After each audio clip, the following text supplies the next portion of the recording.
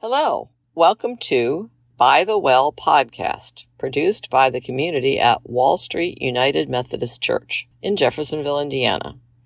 We focus on clarity, compassion, and community. You will hear sermons as well as conversations about the intersections of faith and life. If you enjoy this podcast, like and share below. Today's first reading is from Deuteronomy chapter 18, verses 15 through 20. The Lord your God will raise up for you a prophet like me from among your own people. You shall heed such a prophet. This is what you requested of the Lord your God, or Harb, on the day of assembly, when you said, "Let me not hear again the voice of the Lord my God, or see this great fire any more, lest I die." Then the Lord replied to me, "They are right in what they have said. I will raise up for them a prophet like you from among their own people. I will put my words in the mouth of the prophet, who shall speak to them everything that I command. Anyone who does not heed the words of the prophet, who presumes to speak in my name a word that I have not commanded the prophet to speak, or who speaks in the name of other gods, that prophet shall die." Today's gospel is from Mark 1, chapter 1, verses 21 through 28. They went to Capernaum, and when the Sabbath came, he entered the synagogue and taught. They were astounded at his teaching, for he taught them as one having authority and not as the scribes. Just then there was in their synagogue a man with an unclean spirit, and he cried out, "What do you do with us, Jesus, Jesus of Nazareth? Have you come to destroy us? I know who you are, the Holy One of God." But Jesus rebuked him, saying, "Be quiet and come out of him." And the unclean spirit, convulsing him and crying with a loud voice, came out of him. They were all amazed, and they kept on asking one another, "What is this? A new teaching with authority? He commands even the unclean spirits, and they obey him." At once his fame began to spread throughout the surrounding region of Galilee. The word of God for the people of God. Thanks be to God. So friends, it is good to be together today as we continue our journey of becoming the people of God. We've been looking at what that means, or part of what that means, for the last couple of weeks. Though we know, of course, that journey began before those couple of weeks, and right, the journey is going to continue long after these couple of weeks, that we are on a constant journey of becoming the people of God. But in this time between Epiphany and the baptism of Jesus and Lent that's coming up now in just a couple of weeks, we have been looking at how God gifts and equips us in that journey of becoming, and especially in this in-between time. And so you remember that we listened for the voice of God. We practiced deep listening with Samuel and Philip and Nathaniel. And then with Jonah and with Simon and Andrew and James and John, we received that persistent, grace-filled urge to respond to that call. Once we've heard God, how do we respond? And so we have been looking at that call and response way of life. So what brings us, what do we do now? What's the next step? Though, of course, these aren't particularly linear and distinct, but ongoing, right? Just as we become the people of God, we are constantly both listening and responding and discerning. And that's what we're talking about today, right? Discerning is part of that call and response relationship with God.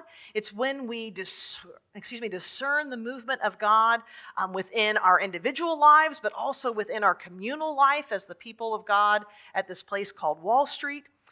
And we listen for what God is doing. We start depending on God's grace, God's guidance to tell us what should we be investing in? What should our hearts be engaging? How should we live? Who should we be? Where should we go? What should we do? Right? If we were to use that example of singing as a call and response, then what we are talking about with discernment is listening for God's song in every part of our lives. It's us becoming aware of the fact that God's song is being sung everywhere and at all times. And discerning is part of listening and learning what we need to do to respond, or how we're being called to respond, or what opportunities or options we have for responding. So it is my intention today to be brief with the sermon. In fact, I'm putting my little phone up here so I can see what time we have today, because what I want us to do is to have time to have a chance to practice discernment together in this space, in this time, right? So we're going to spend most of our time in all of our time in the congregational prayer time, but most of our time in this service practicing discernment. But I want to take just a few minutes at this point to highlight some of those things about discernment that I think will help us when we practice. So a couple of things for us to keep in mind. One is that discernment occurs from among the people, right?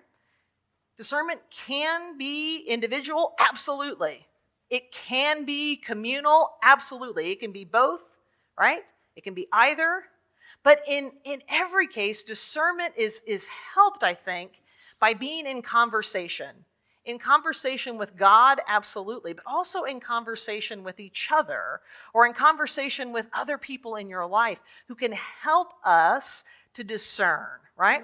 Because oftentimes there are doors of opportunities that God has put for us to walk through, and we don't even know they're there, let alone know how to open them, right? So I've shared with some of you that one of the kind of key activities on my journey of answering God's call to ministry in the church was when I was, Wayne and I were members of a church. I don't think, Nathan might have just been born. Zoe and Savannah were young. And I got a call from Doris. And Doris said, I want you to come to lunch with me. Doris lived at the retirement home nearby. I said, sure, Doris, I'd love to do that. Came to lunch. There were 3 other people with Doris at the lunch table. I did not know any of them. And so we're eating and we exchanged pleasantries. And then when lunch was almost over, Doris turned to the other people and said, so Kathy is the one that I think should start preaching at our weekly Vesper service. Now, I'm going to be honest with you, friends. I didn't even know that Doris knew who I was. I mean, I knew she knew that I was in church with her, right? But I didn't even know that Doris knew anything about me, other than she looks familiar. I think she sits on that side of the sanctuary, right? But Doris discerned that there was something there. And so I was part of a team that did preach at their weekly Vespers. And that was part of the nurturing that led me to finally say yes to God when God was calling me into ministry, right? I don't know that I would have had I definitely would not have had the same journey. And I don't even know if I would have realized that the journey was there if Doris had not said, here's the door to that path, and then kicked it down and pushed me through it, right? Right? So we need to be together in conversation, because sometimes we don't know. We don't recognize our own gifts and graces, or we don't see an opportunity and somebody else does, right? And so remembering that discernment happens in conversation, that it comes from among the people, right, is helpful for us as we seek to understand what God might be calling us to do and how we might respond. And one of the other beautiful pieces of discernment is by saying that it's a communal activity, one of the things that we are recognizing is that the community itself has the gifts, the skills, and the assets that we need to become a place where God's love reigns, right? So God is not just calling into a void. God is calling into a people, individually and collectively, that God has gifted to be able to respond to that call, right? And so part of what we're doing is we're helping each other to see what God's specific calling is for us at this time. It does not mean that that is God's only calling. It does not mean that God is not also calling our brothers and sisters at the churches on other corners of this street. But what it means is that God also is very specifically calling us, not just Wall Street, but us, not Wall Street of 10 years ago. God called Wall Street of 10 years ago, 10 years ago. God calls us now, and we now have the gifts and skills and assets needed to become a place where God's love reigns, right? And we are constantly on that journey of becoming. But I want to assure you that we have what God needs for us to become the people of God, right? We have it. We have it. But what we need to do together, and this is part of discernment too, is to learn how to cultivate those gifts and skills and to cultivate responses that give life, that give hope, that give peace, that give joy, that give love, instead of cultivating responses that obstruct that, right? When God is speaking with Moses and talking about raising up a prophet like Moses from among the people, God is very clear that there's a responsibility to get it right, to proclaim God's message of life, not to tear each other down. So we need to hear words of life. We need to cultivate those gifts that bring life. Now, don't hear me saying that means that we're just like, oh, everything's great. There's nothing bad in the world and everything's fine, right?